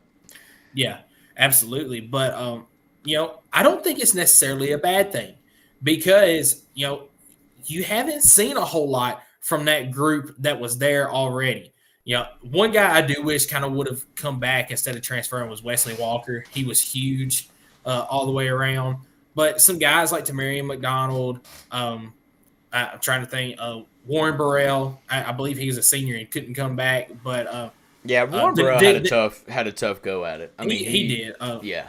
Danico Slaughter's the other guy I was thinking of. So, they were fine. They weren't world beaters. They were fine. But I liked Danico Slaughter. I thought he was going to be my standout defensive player of the year. And he didn't really live up to that, had some injuries. But, yeah, I wish he would have stayed. I do. I liked him. Yeah. But, I think that we have replaced those guys with we got some good transfers 100% that have come in. 100% from Oklahoma but you've State. Also got, Oklahoma State. You had one from, or no, it was Oregon State. Oregon State? Yeah, same colors. Yeah. My bad. Gerard McCoy, I believe, is his name. Yeah. You also had transfer in from MTSU. Can't remember his name off the top of my head. I can't either. I don't have it pulled up. But no, we've basically overhauled the defensive back room, along with you got the Gibson kid. Ricky Gibson. Yeah, who is going to be a true sophomore this year, and he was playing quite a lot toward the end of last season. That kid, I think, is going to be pretty special. I think he was a 4-star recruit. Kind of is going to be he's going to be the foundation of the new and improved defensive back group here at Tennessee. But like I said, I think just seeing the development of some of those guys and to see kind of who takes a step, we're going to find out more answers than not in that group come spring than any other group, in my opinion. Yep, I agree. So I'm intrigued to see where that goes. Anything else on Tennessee spring practice-wise before we move into a little bit of combine talk? I don't think so, but just if anybody is worried about why they're not hearing a lot of things from some of our starting offensive or defensive line, just know that those guys are probably going to be sitting out a majority of spring and letting those younger guys get some 1s and 2s reps to help develop them. And because we pretty much know, like Cooper Mays, like we know. Yeah. Like that guy's going to be there. Javonte Spraggins, I believe. Some of those guys, like they're going to be the starter. They've been through spring 7 times. They don't need to go through it again. It's not a really you can call it lazy, but I really think it's a smart move by our coaches to kind of help develop our younger guys. And listen, no news is good news when it comes to stuff like that. Oh, yeah. Because a lot of those devastating storylines when your starting left tackle that you're really counting on blows his ACL in spring practice and now he's out for a year. I mean, that's something that we are trying not to have happen. So, no, nothing further, I think, from me, but I kind of want to talk a little bit about the combine and what the boys are doing out there, if you're cool with that. Yep, you go ahead. You've got most of this right here. I do. I want to talk about the guy who's not getting a lot of national attention, but dude is just having one of the best days as a running back. And it's really no surprise to us because we know. But Jalen Wright has kind of taken over the running backs group at the combine with a second run of a 4.38 40-yard dash, which I believe is second among running backs that day. Yes. I know the broad jump was like the highest ever recorded by a running back, but was like, I don't know, or he jumped almost 12 feet. It was insane. 11'2". And then his 38-inch vertical, all around, just insanely big day. I think he absolutely improved his draft stock. I think, all right, I'm going on record here. If you want to call it a shot, you call it a shot. I think Jalen Wright just signed a second-round draft pick, 100%. I was definitely day 2. I was teetering, third round. I thought Jalen Wright could go third round, but now I'm almost convinced that this guy's one of the top 3 running backs drafted in the draft. Now, I think there's going to be 2 or 3 taken in the first round, so maybe not top 3. I'm going to go top 5. I'm going to go top 5 running backs drafted, and I think he's going to go in the second round. I really do. I think he's that type of talent. We've all seen how hard he is to bring down, and then you also see that breakaway speed that he has, like against Georgia. I don't want to talk about that too much because we didn't really do anything after that, but that Georgia run in the very first play, the way he outran the secondary that had angles, that's something that's going to pay dividends in the NFL, and I think this kid could have a great career in the NFL. Yeah, I think you're right. So Jalen Wright had himself a day. You've also had Kamal Haddon has really impressed at the combine this year. Joe Milton did fantastic in the interviews. Joe Milton did fantastic in the interviews. He also, and I'm trying to find it real quick, Joe Milton had a day throwing the ball. When you had some quarterbacks that are too full of themselves to not throw. Don't get me started on that one. Oh, come on. I know you know who I'm talking about, right? Yeah, so all right, so let me ask you, because you brought it up here.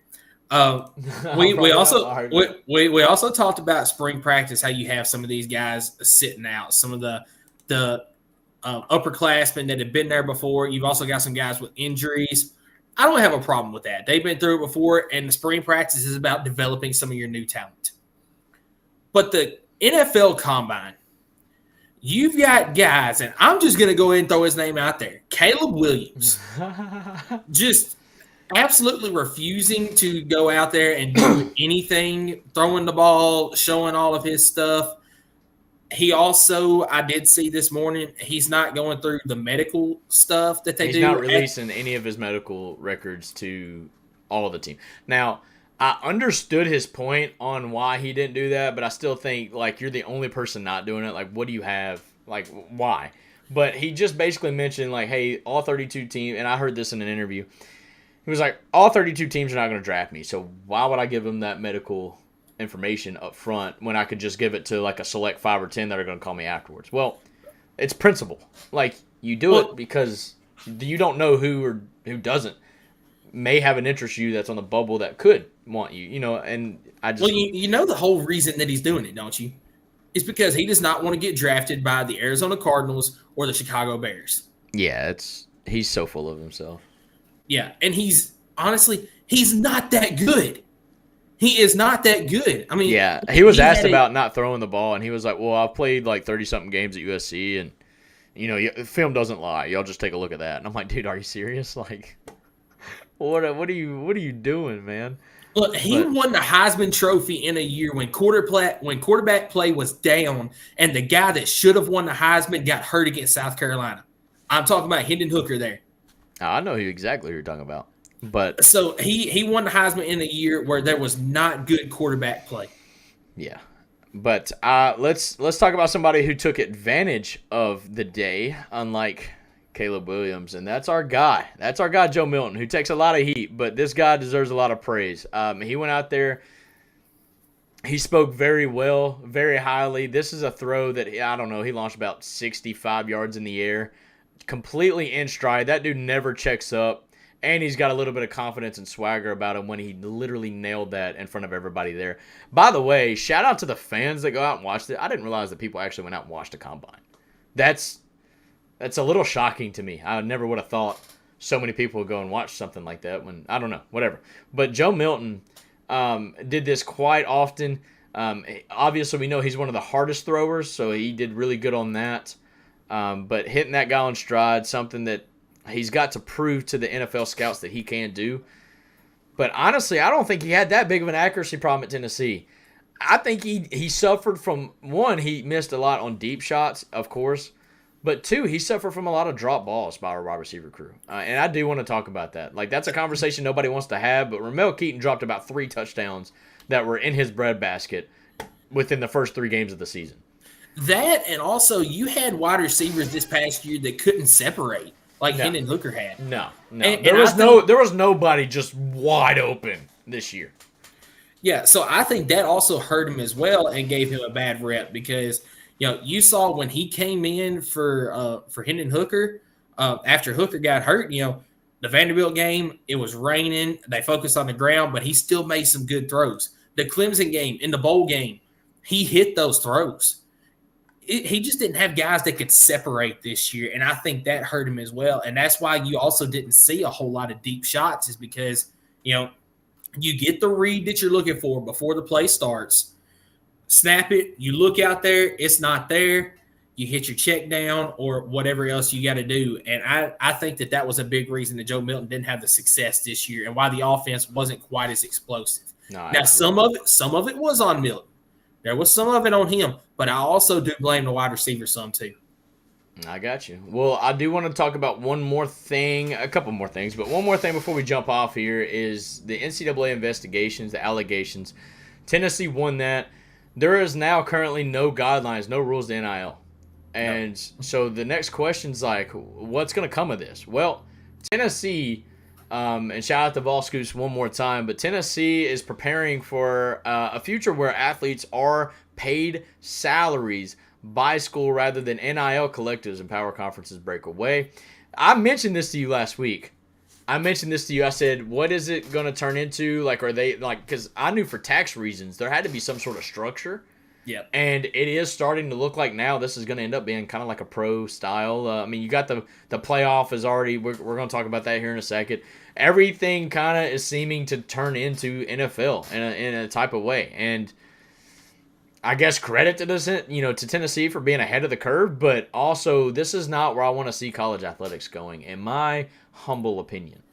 I agree with you on that, but it's inevitable at this point that it's gonna go that direction. But if Tennessee is going ahead and preparing for all this, Danny White, Don the Plowman, all of those people up at the top, they're the real deal. Oh yeah, well I mean they're not wrong often. And so when you see them doing something, there's probably a reason for it. And so, like I said, shout out to the team for always staying ahead of it. But on that, sorry to cut you off, but on that same note right there, I did see that once the Nico recruiting started, Tennessee was already preparing for this lawsuit to come out at that point. So they were ahead of it at that point, which is why they were so confident in everything that came down the stretch after that. You want to see something funny to end the show? Go for it. Yeah. Yeah, the court storming practice that Alabama had for no reason whatsoever. Bro, they practice. Hang on. Do we have sound audio to this? Can I don't know if you can hear. Can you hear this? Yes.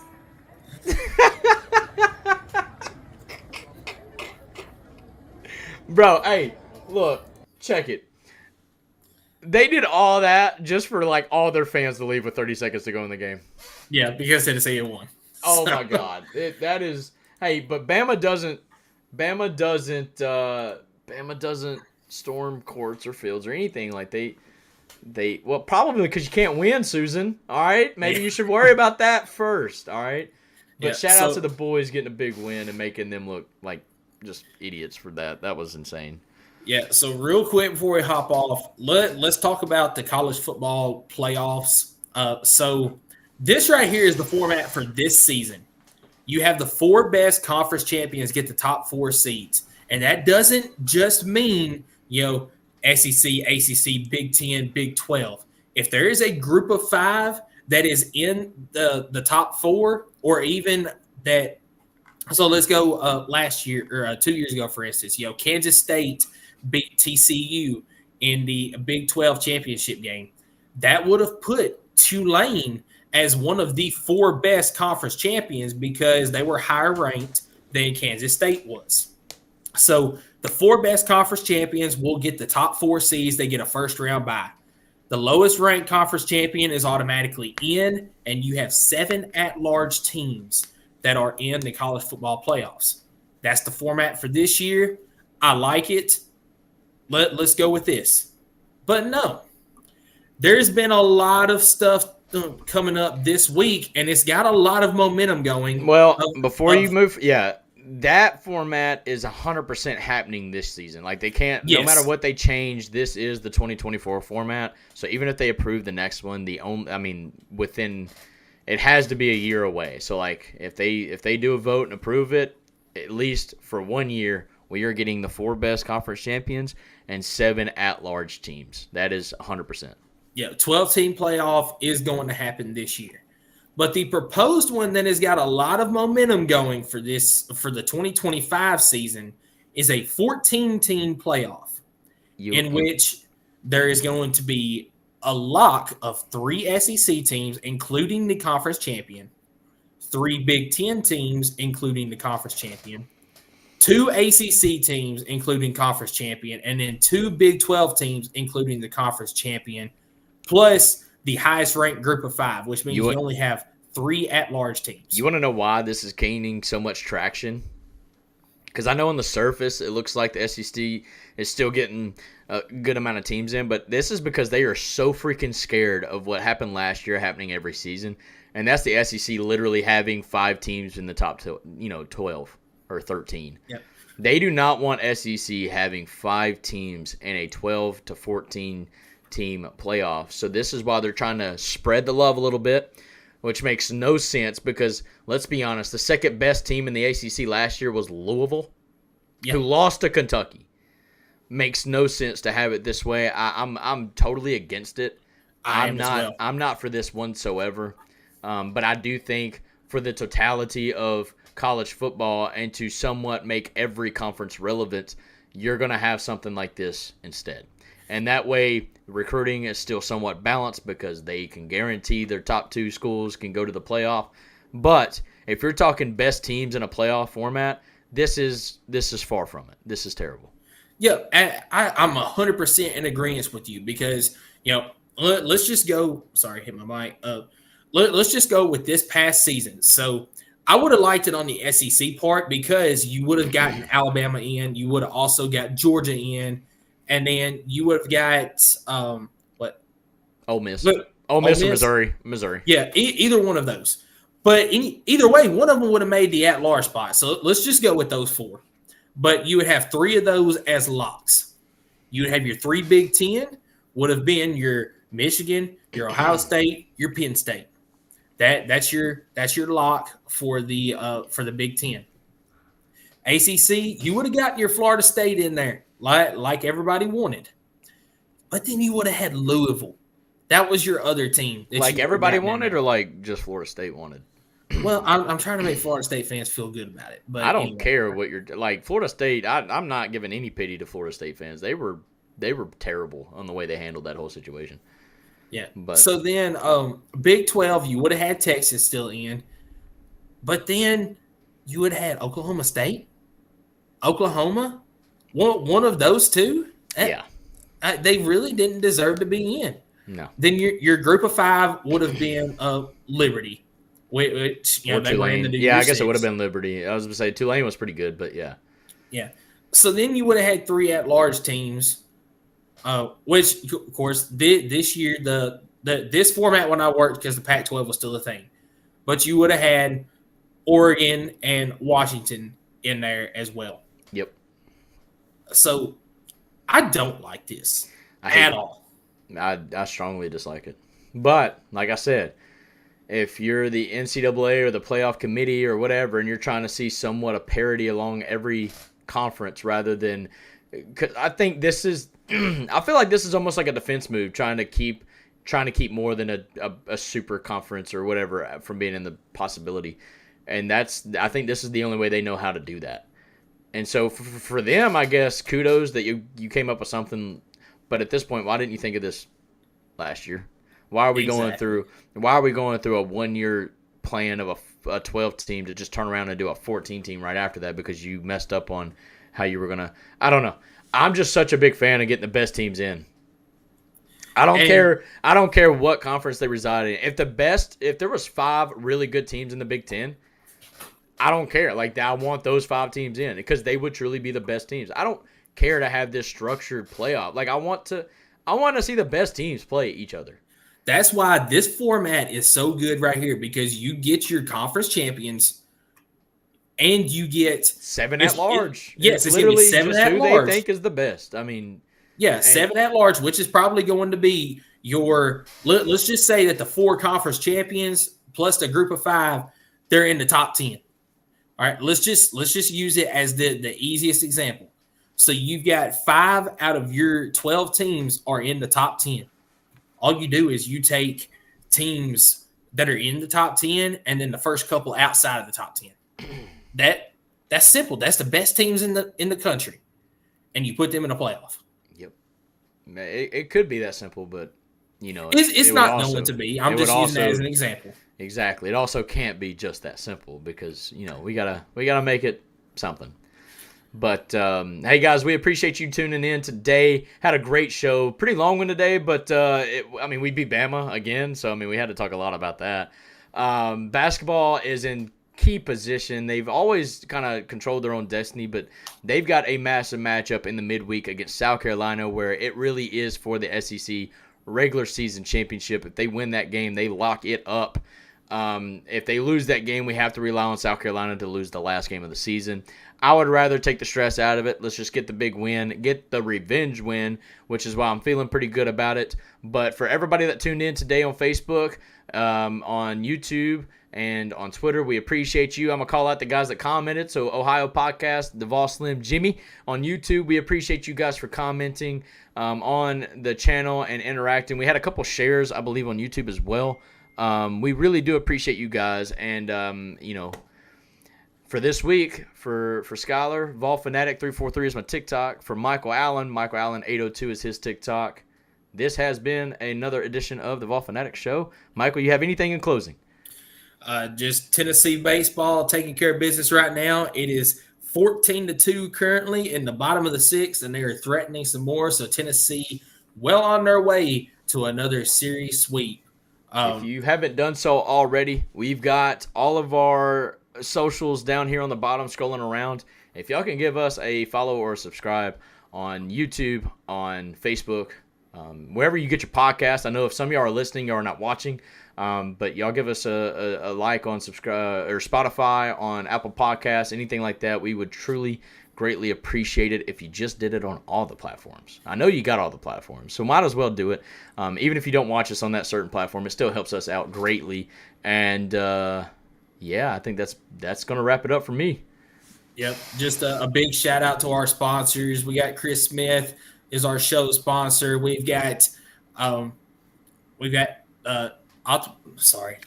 Asbestos Services. I was going to say Optimal Asbestos. I had it pulled up on my phone, but then I turned the game on, and I will learn the business names as quick as I can. It looks bad on me for not knowing it, but Optimal Asbestos, thank you for the segment 1 sponsor. P&L Business Services, thank you for the segment 2 sponsor. And then Kaizen Painting, thank you for the segment 3 sponsor as well. So for Skylar and myself, thank you for tuning in today. We will see you all next week. Go Big Orange.